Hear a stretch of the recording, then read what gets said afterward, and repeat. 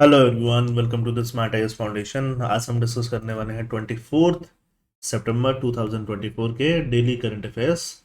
Daily current affairs में we are going to talk about two topics. First, India's defence export and humanitarian law, Supreme Court ruling and legal framework. India का defence export कितना हो रहा है, कैसे हो रहा है, और इंडिया जो भी डिफेंस एक्सपोर्ट करता है, डिफेंस का मतलब क्या हो गया, जो भी वेपन्स से रिलेटेड आइटम अगर इंडिया एक्सपोर्ट कर रहा है तो उससे रिलेटेड इंडिया में लॉ क्या है। ठीक, आईआर में ये काम आएगा, जीएस पेपर 3 में भी काम आएगा। Working women double shift, working women को जो डबल शिफ्ट करना पड़ता है, GS 1, 2, 4 ऐसे हर जगह काम आएगा। तो इसको हम लोग स्टार्ट करते हैं। First is India's defence export and humanitarian law, Supreme Court ruling and legal framework. The article addresses the recent dismissal by Supreme Court of India of a PIL that sought to stop the government from exporting defense equipment to Israel, citing allegation of war crime in Gaza।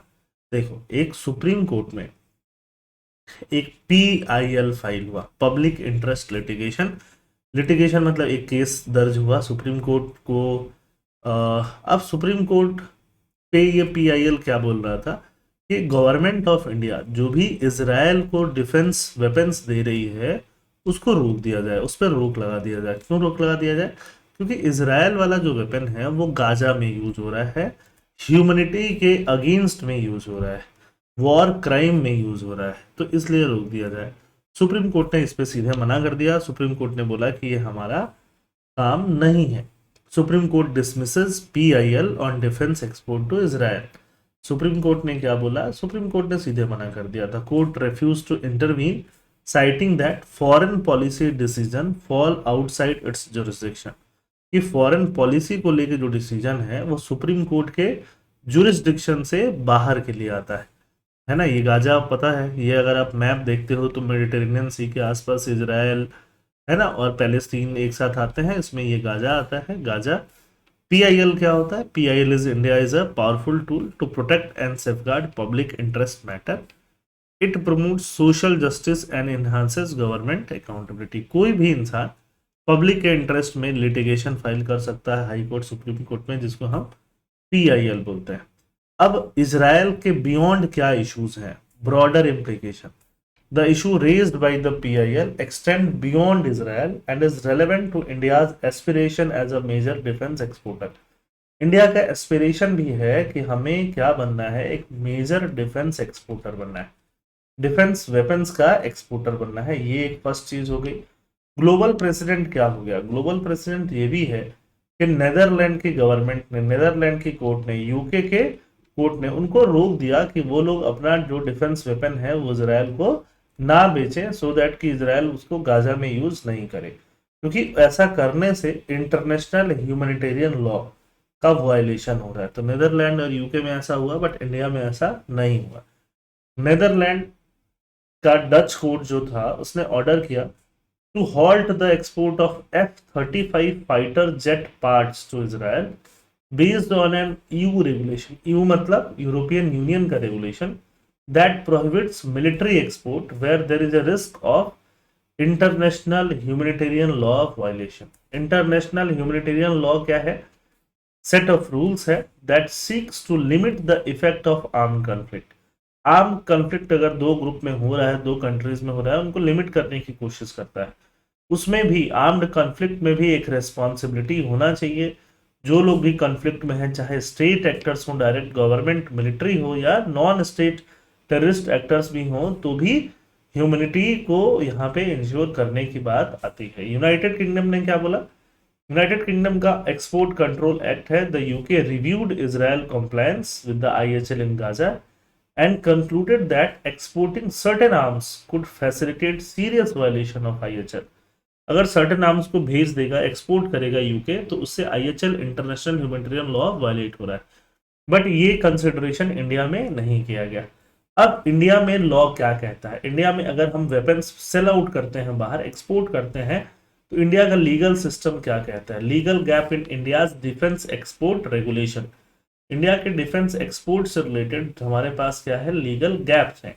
Indian legal framework क्या कहता है? India lacks a law equivalent to the UK export control act. UK का जो export control act है या जो European Union का regulation है, वैसा लॉ इंडिया में बिल्कुल भी नहीं है। इंडिया का कोई भी लॉ इंटरनेशनल ह्यूमैनिटेरियन लॉ से कॉम्प्लायंस करने के लिए नहीं बोलता है। इंडियन लॉज है क्या क्या? एक इंडियन लॉ है Indian foreign trade act 1992। Foreign trade act 1992 क्या बोलता है? It provides for the development and regulation of foreign trade by facilitating import, है ना, एक्सपोर्ट। तो इंपोर्ट एक्सपोर्ट की बात करता है, कुछ खास बात ये नहीं करता है। दूसरा इंडिया में लॉ है, दो बात करता है वेपन्स ऑफ मास डिस्ट्रक्शन, वैसा वेपन जो मास डिस्ट्रक्शन कर सकते हैं, and their delivery system act 2005, an act to prohibit unlawful activities in relation to weapon of mass destruction and their delivery and for matters connected therein और incidental। mass destruction के weapon से ही यहाँ पे बात related है, और कुछ खास इसमें बात रिलेटेड है नहीं। IHL रिव्यू रिक्वायरमेंट, क्या अभी हम लोग यूके की तरह, यूरोपियन यूनियन की तरह, हमें भी इंटरनेशनल ह्यूमैनिटेरियन लॉ की तरह इंटरनेशनल ह्यूमैनिटेरियन लॉ को इंक्लूड करना चाहिए अपने लॉज में, अपने डिफेंस एक्सपोर्ट वाले लॉज में? सुप्रीम कोर्ट ने क्या पहले ऐसा कुछ किया है इंडिया में? तो इस बार सुप्रीम कोर्ट ने एक बार जब विशाखा गाइडलाइंस दिया था, विशाखा गाइडलाइंस किससे रिलेटेड है? बहुत ही फेमस केस है, वुमेन का जो हैरेसमेंट होता था वर्क प्लेसेस पे, सेक्सुअल हैरेसमेंट, उससे रिलेटेड विशाखा गाइडलाइन दिया था सुप्रीम कोर्ट ने। और जब गाइडलाइन सुप्रीम कोर्ट ने दिया था तो इंटरनेशनल लॉज को भी ध्यान में रखते हुए दिया था। तो अभी भी इंटरनेशनल लॉज को ध्यान में रखते हुए सुप्रीम कोर्ट गाइडलाइन दे सकता है, ऐसा ये आर्टिकल मानता है ना। आर्टिकल क्या मानता है कि देखो, विशाखा पूरा कोर्ट केस मैंने यहाँ पे दे दिया है। विशाखा केस में क्या था, एक विशाखा एनजीओ थी और बाकी एनजीओ भी थी जिन्होंने पीआईएल फाइल किया था कि एक एनजीओ में काम करने वाली जो लेडी औरत है उसका सेक्सुअल हैरेसमेंट हुआ था, गैंग रेप हुआ था। भंवरी देवी उनका नाम था, भंवरी देवी का। और उसके अगेंस्ट में ये केस किया गया था कि वर्क प्लेसेस पे सेफ्टी क्यों नहीं है। तो सुप्रीम कोर्ट ने इंटरनेशनल कन्वेंशन नॉर्म्स ये सब यूज किए थे गाइडलाइंस में, डिसीजंस में, जजमेंट में देने के लिए, है ना। आर्टिकल 14, 15, 19, 21 सारे कॉन्स्टिट्यूशन के आर्टिकल यूज किए थे। तो उस समय पे सुप्रीम कोर्ट ने एक बार, सुप्रीम कोर्ट ये एग्जाम्पल दिख रहा है कि इंटरनेशनल कन्वेंशन का सुप्रीम कोर्ट ने यूज किया है और भी बहुत जगह किया है। तो अभी अगर हम लोग एक्सपोर्ट की बात करते हैं और खासकर डिफेंस एक्सपोर्ट की बात करते हैं, तो डिफेंस एक्सपोर्ट में हम लोग यूके से, यू से क्यों नहीं सीख सकते, ये ऐसा आर्टिकल बोलता है। वहां भी हमें सीखने की जरूरत है। इंटरनेशनल लॉ क्या बोलता है? Arms trade treaty. The Arms Trade Treaty is the most important international treaty aimed at regulating the global trade of conventional arms. It sets clear guidelines for the export of arms, particularly in situation where there is a risk of the arms being used to commit war crime. जहाँ भी risk है कि war crime के लिए arm का use हो सकता है, इंटरनेशनल ह्यूमैनिटेरियन लॉ का वायलेशन हो सकता है, उसके लिए क्या है? Arms trade treaty most important international treaty है। इसका प्रोविजन क्या कहता है? इसका आर्टिकल 6, आर्टिकल 7 कहता है, आर्टिकल 6 क्लॉज 3 कहता है prohibit the export of arm if a country has knowledge that these arms would be used to commit war crime. अगर कंट्री को नॉलेज है कि ये आर्म जो वो सेल आउट कर रहा है, जो एक्सपोर्ट कर रहा है, वो वॉर क्राइम में ही जाएगा, वॉर में नहीं, वॉर क्राइम में। क्राइम मतलब अगेंस्ट द ह्यूमैनिटी, बच्चों पे यूज किया जा सकता है ना, वुमेन जो सिविलियंस पे यूज किया जा सकता है, तो वॉर क्राइम बोल सकते हैं। आर्टिकल 7 क्या बोलता है? Requires exporting state to assess whether the arms they export would be used to commit or facilitate serious violation of international humanitarian laws। तो ये आर्म्स ट्रेड ट्रीटी इंडिया ने तो साइन नहीं किया है। India is not a signatory to the ATT, meaning that treaty is not legally binding on India and cannot be incorporated into domestic laws. However, certain aspect of the ETT reflecting customary international law could still influence India. ATT directly तो नहीं, but ATT indirectly India को जरूर influence कर सकती है। कैसे indirectly करेगी? ATT के हिसाब से अगर हम बात करें ह्यूमैनिटेरियन लॉज में एक आता है जेनेवा कन्वेंशन, जिसको ऑब्वियसली इंडिया ने साइन वगैरह किया हुआ है। उसका आर्टिकल है common article 1 of the Geneva Convention to which India is a signatory obligates all state to respect and ensure respect for international humanitarian law. Geneva Convention क्या बोलता है कि सारे स्टेट, सारे कंट्रीज रिस्पेक्ट करेंगे और इंश्योर भी करेंगे कि रिस्पेक्ट हो इंटरनेशनल ह्यूमैनिटेरियन लॉज का। This imply a duty not to supply arms if it is known or expected that these weapons would be used to violate international humanitarian law। ऐसा international court of justice ने भी use किया था US और Nicaragua के instance पे। International court of justice क्या है? यूनाइटेड नेशन का one of the main part है, 5 पार्ट में से, जो कि पूरे वर्ल्ड को, जिसको वर्ल्ड कोर्ट भी हम लोग कई बार कह देते हैं।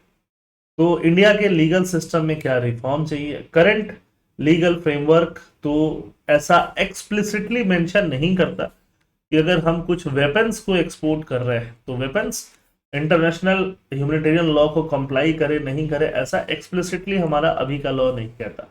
तो क्या जो लॉ है उनमें अमेंडमेंट होना चाहिए to align with the IHL obligation. It would be beneficial for the India to amend the WMDA। WMDA मतलब weapons of mass destruction delivery system and FTA मतलब फॉरेन ट्रेड एक्ट को हमें amend करना चाहिए और international humanitarian law से compliance में बनाना चाहिए। तो आसान सा टॉपिक है, not a very difficult topic to understand, समझ में आ गया होगा। सेकंड टॉपिक की बात करते हैं, वर्किंग वुमेन डबल शिफ्ट, है ना। हम लोग क्या चाहते हैं इंडिया में? हमें चाहते हैं इंडिया में, मैं इंडिया स्पेसिफिक बात कर रहा हूँ, ये इंडियन सोसाइटी में यूज होता है, सोशल जस्टिस में यूज होता है कि हमारी वुमेन जो है, हमारी वुमेन, हमारी गर्ल जो है, ये हमारा माइंडसेट काफी बदला है, ये खूब काम करें, है ना, बाहर जाएं और काम करें, they should participate in economic activity now.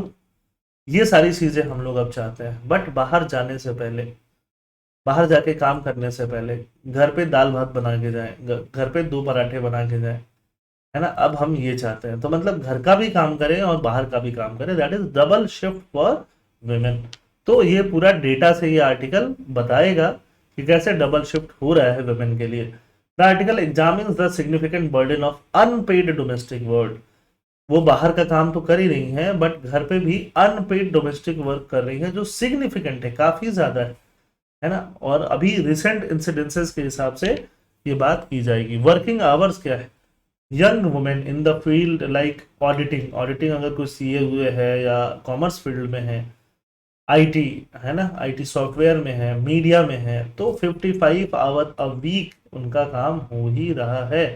एक वीक में वो हो सकता है 5 या 6 डेज वो लोग काम कर रहे हैं, 7 एक दिन तो छुट्टी मिल ही जाता है, तो 5 डेज काम कर रहे हैं, 55 तो आवर, तो 11 आवर वर्क हो रहा है, या 9 आवर तो वर्क हो ही रहा है, 9 आवर से कम तो डेली वर्क क्या ही हो रहा है ना। और ये बात तब हाईलाइट हो रही है जब एक गर्ल, 26 ईयर की गर्ल जो चार्टर अकाउंटेंट थी अर्न्स्ट एंड यंग में, वर्क स्ट्रेस की वजह से उसका डेथ हो गया। उसका नाम है अन्ना सेबेस्टियन पेराइल। तो ये नाम जरूर याद रखिएगा, है ना, इनका नाम आप यूज भी कर सकते हैं एसेज वगैरह में, है ना, ठीक है। अभी मैं ये करंट अफेयर्स बता रहा हूँ, ये बड़ा सैड है कि हम लोग अभी एक जो रिसेंटली जिनका डेथ हुआ उनका नाम हम लोग यूज करेंगे एसेज में या किसी और जगह एग्जाम्पल्स में भी यूज करेंगे। A letter from her mother addressing the company's chairman went viral, sparking debates about the increasing workload for professional in India। Professionals के लिए वर्कलोड जो है इंडिया में क्या हो रहा है? इंक्रीज हो रहा है। हाउस होल्ड रिस्पॉन्सिबिलिटीज काफी ज्यादा है। Despite working long hours, women face significant domestic responsibilities with families reluctant to share this burden. Families जो है ये बर्डन शेयर करने के लिए रिलेक्टेंट है। डेटा क्या बताता है? इन 2019 women not in the labor force spent on average of 7.5 hours daily on unpaid domestic work। ये सब ग्राफ देख के आप बता सकते हो, जो बाहर काम नहीं करती वो डेली 7.5 आवर्स अनपेड काम करती हैं, जबकि जो बाहर काम करने वाली विमेन है वो भी 5.8 आवर्स डोमेस्टिक काम करती हैं। मतलब 6 घंटे ऑलमोस्ट बाहर काम करने वाली औरतें भी काम करती हैं। क्या उनका बैलेंस रहेगा? 9 to 11 आवर्स बाहर काम करने के बाद 5 से 6 घंटे क्या घर पे काम कर पाएंगे वो लोग, है ना। अगर ऐसा वो कर पाते हैं तो उनके पास 7 आवर्स से 10 आवर ही बच जाता है रेस्ट के लिए। रेस्ट मतलब उनमें उनको सोना भी है, खाना भी है, पीना भी है ना, सारी चीजें करनी। These raises concern about their ability to unwind and recharge. Recharge कैसे होंगे, थकेंगे, इतना ज्यादा काम कैसे कर पाएंगे। मेन के साथ कंपेयर करें, unemployment man spend less time on house hold chores. Unemployment man सिर्फ 3.5 घंटा काम करते हैं घर पे, है ना, कपड़े धोना, बर्तन धोना, खाना बनाना। और एम्प्लॉयड वुमेन 5.8 आवर, देख रहे हो, है ना, ये तो ना इंसाफी है सीधे सीधे, ये सब डेटा यूज करना है। Employed man contribute an average, employed, unemployed 3.5 घंटा काम कर रहे हैं, एम्प्लॉयड मैन और कम काम कर रहे हैं डोमेस्टिक वर्क के लिए। Highlighting a significant gender disparity in house hold responsibilities. तो हाउस होल्ड की रिस्पॉन्सिबिलिटी में जेंडर डिस्पेरिटी क्या है, बहुत ज्यादा है। मैरिज के बाद से जो मेन होते हैं उन पे हाउस होल्ड रिस्पॉन्सिबिलिटी घट जाती है और वुमेन पे हाउस होल्ड रिस्पॉन्सिबिलिटी बढ़ जाती है। Married women regardless of employment status spend on average of 8 hour daily on unpaid domestic work, है ना। अगर अगर double the time spend by never married women, जो मैन कभी वुमेन, जो वुमेन कभी मैरिड नहीं रही, है ना, वो ऑब्वियसली फैमिली नहीं है तो कम काम करेगी डोमेस्टिक वर्क। बाकी मैरिड वुमेन ज्यादा काम करना पड़ता है। मैरिड मैन 2.8 आवर्स ही घर का काम करता है, अनमैरिड हो तो 3.81 आवर्स भी कर लेता है। अर्बन रूरल वुमेन में बहुत ज्यादा डिफरेंस देखने को नहीं मिला, है ना। ठीक है, लगभग ये देखोगे नेवर मैरिड, तो ये सब इतना ग्राफ व्राफ बनाने की जरूरत नहीं है, एक दो डेटा हमारे लिए जरूरी है। तो ये सारी चीजें चार्ट 4 में भी फाइंडिंग्स हैं। इन ऑल स्टेट अराउंड 85% और more women are involve in unpaid domestic work. Unpaid domestic work में 85% वुमेन इन्वॉल्व है, while fewer than 50% of men participate in these chores।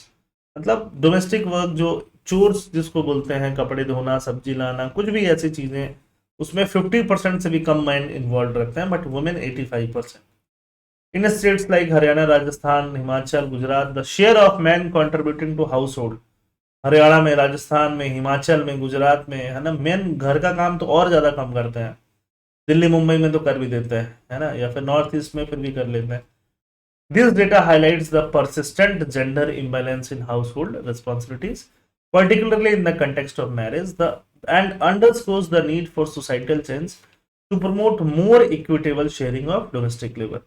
Domestic labour का और ज्यादा इक्विटेबल शेयरिंग होना चाहिए, ये अब नीड है ना, और इस पे काफी बात आएगी आने वाले टाइम पे। देखो ये लास्ट हमारा ग्राफ और डेटा, तो ये देखोगे फीमेल जो है अनपेड डोमेस्टिक में 91% ये लोग काम कर रही हैं घर पे। तो ये सारी चीजें हैं। आई होप सेकंड आर्टिकल भी आपको अच्छे से समझ में आया होगा। 2-3 डेटा सेट जहां जहां मैंने हाईलाइट किया वो अगर आप नोट्स बना लेते हो तो उतना काफी रहेगा इस पूरे टॉपिक को यूटिलाइज करने के लिए मेंस एग्जामिनेशन में। थैंक यू, जय हिंद।